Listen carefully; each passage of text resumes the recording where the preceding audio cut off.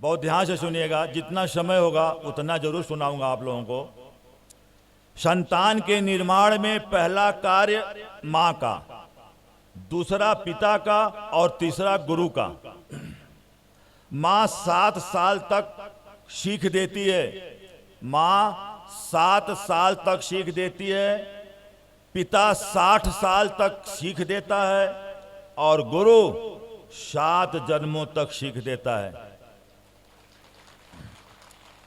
माँ ने जन्म दिया, पिता ने जमीन दी और गुरु ने जीवन दिया। माँ ने बचपन संभाला, पिता ने जवानी संभाली और गुरु ने बुढ़ापा और मौत को संभाला। जीवन और समाज में संत महात्माओं की भूमिका ट्रैफिक पुलिस के समान है। समाज में संत महात्माओं की भूमिका ट्रैफिक पुलिस के समान है। जिस तरह ट्रैफिक पुलिस का काम यातायात को नियंत्रित करना है, उसी तरह संत महात्माओं का काम समाज में उत्पन्न गतिरोध को दूर करना है। दूसरे शब्दों में हम यह कह सकते हैं कि संत महात्मा धर्म और समाज के सजग प्रहरी हैं। देखिए, 4 चोरों ने 4 लाख रुपए चुराए। बहुत ध्यान से सुनिएगा, ये बहुत ही अच्छे संदेश है समाज के लिए।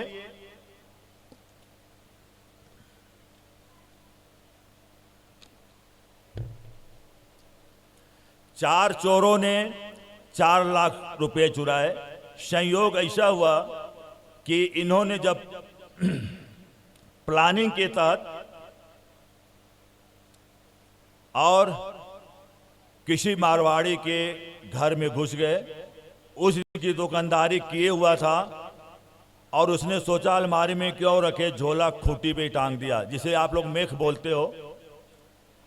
जब वो चोरों ने घर में घुसा तो वही झोला उनके हाथ में लगा। फिर चोरों ने कहा कि ठीक ठाक माल लग गया है, अब निकल चलो, ज्यादा लालच नहीं करो। और वो पैसे लेकर के उन्होंने कुछ नहीं ढूंढा और निकल के बाहर आ गए। अब देखिए आगे की वाकया क्या होती है। फिर उन्होंने सोचा कि अब माल तो हाथ में लगी गया है, पहले कुछ खा पी ले, आनंद ले लें, फिर बांट लेंगे आपस में। वो तो सीधा साधा काम है। 1-1 लाख रुपया पड़ने थे, 4 थे।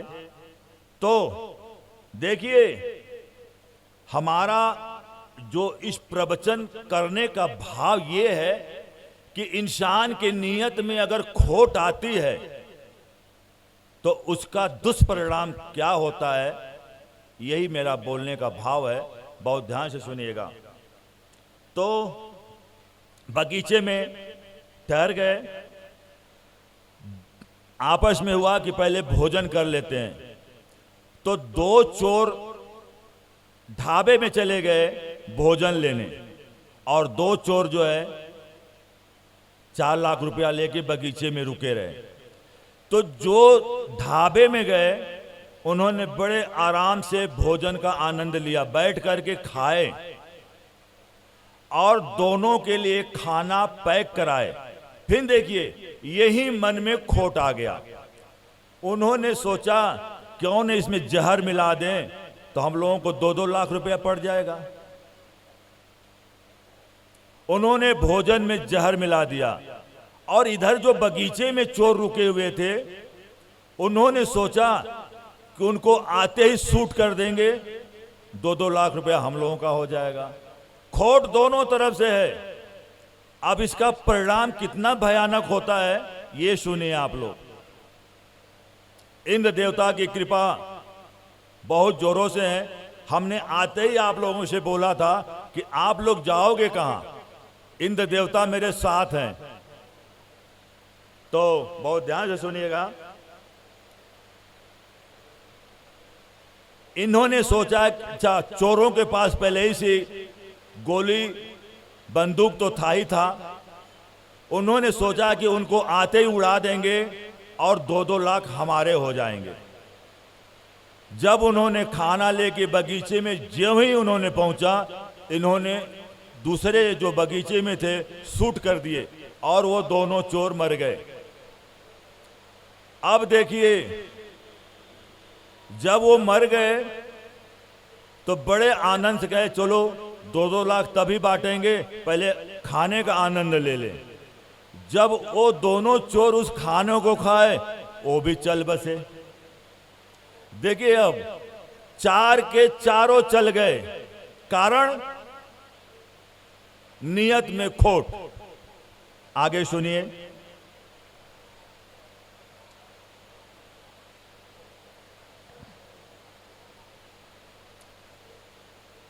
फिर रुपया बोला कि जहां भी गए उसी ने बोला रुपया मेरा है, पर हमने नहीं कहा कि हम तेरे हैं। रुपया ने कभी नहीं कहा कि हम तेरे हैं, और जहां हम गए सभी बोलते हैं कि ये मेरे हैं। हमारे कहने का भाव ये है कि जिसके नियत में खोट होगा उसका हश्र भी ऐसा ही होगा। तो हमें अपने मेहनत की कमाई पर ही विश्वास रखना चाहिए। किसी के धन संपत्ति के ऊपर नजरें नहीं गड़ाना चाहिए। जो आनंद अपने मेहनत की कमाई में होता है वो कभी भी लूट खसोट या किसी का हक हड़प करके खाने में कभी नहीं मिल सकता। आपको उसके यहां हिसाब भी देना होगा अपने जिंदगी का कि हमने अपने जीवन में क्या किया। इसलिए हमारा आप सभी भक्तों से यही रिक्वेस्ट है कि वे परिश्रम के ही कमाई पर विश्वास करें, उससे चाहे धर्म के रूप में, परिवार के रूप में या किसी भी रूप में उसको खर्च करें। चाहे जितना टूटा करो, हम आज पीछे नहीं हटेंगे। देखिए, 1-2 मिनट के बाद मैं अपनी वाणी को विराम दूंगा, क्योंकि हमें भी क्या कहूं कुछ कहा नहीं जाता और कहे बिना रहा नहीं जाता। देखिए,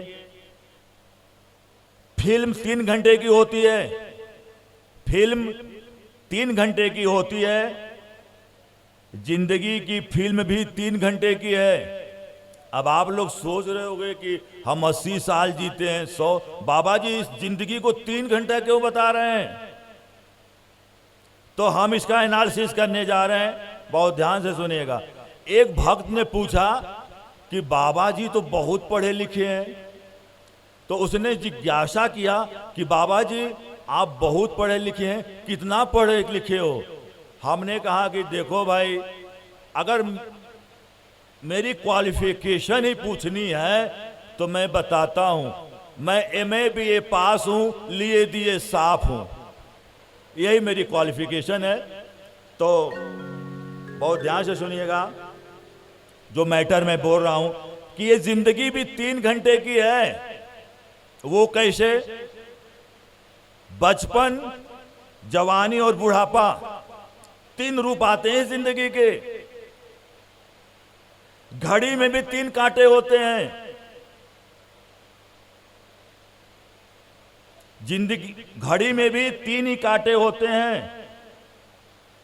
सेकेंड का कांटा जो भागता हुआ दिखता है, जवानी का कांटा जो चलता हुआ दिखता है, और बुढ़ापे का कांटा घंटे का होता है जो न भागता है न दिखाई देता है। वो चलता जरूर है। जो बचपन का कांटा होता है वो सेकेंड का कांटा होता है जो बहुत तेजी से भागता है।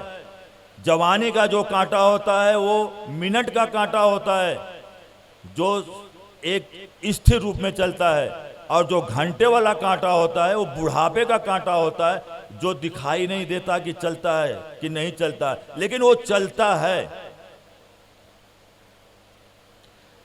जिंदगी के फिल्म, अब इसका भाव मैं आपको बता दूं, जिंदगी के फिल्म का अंत आ जाए, जिंदगी के फिल्म का अंत आ जाए, मेरी सलाह आप लोगों को यही है, प्रभु के चरणों में जितना जल्दी से जल्दी हो आप झुक जाओ, आपका कल्याण निश्चित है। यह संत मंडल का मत है।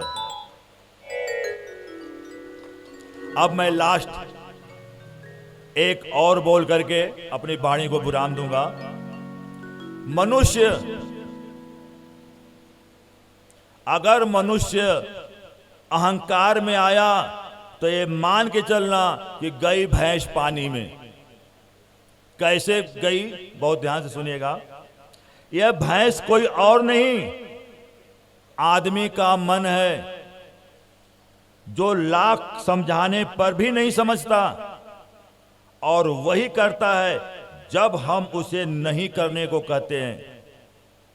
यदि आपने अपने मन को समझा लिया तो आपको किसी संत महात्मा के प्रवचन सुनने की जरूरत नहीं होगी।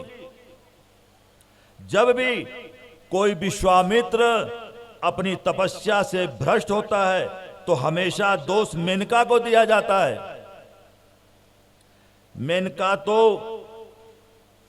आप लोग जानते ही होंगे कि मेनका स्वर्ग की अप्सरा है, जबकि दोष मेनका का नहीं, तपस्वी के मन का होता है।